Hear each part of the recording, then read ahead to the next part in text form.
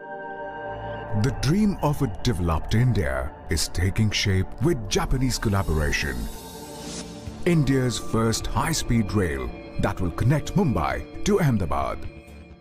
Honorable Prime Minister Narendra Modi's dream project commences today.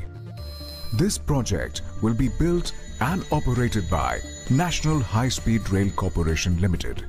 The first step of the project would be construction of a training institute in Vadodara, where more than 4,000 officials will be trained on the new technology.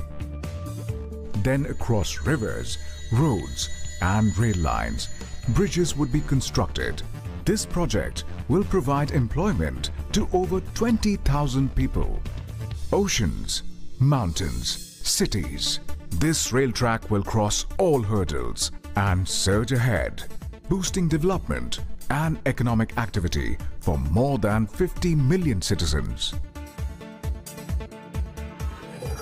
Built with Japanese technology, this rail will be incomparable. This high-speed train will boost the nation's development and help build a new progressive India. The historic Sabarmati station, which is the starting point of this project, will be renovated. This train that runs at 320 kilometers per hour will be tested according to international norms. The travel time between Mumbai terminal and Ahmedabad will reduce from 8 hours to just 2 hours. 150 million passengers will benefit yearly, and India will join the elite list of nations successfully using high-speed rail.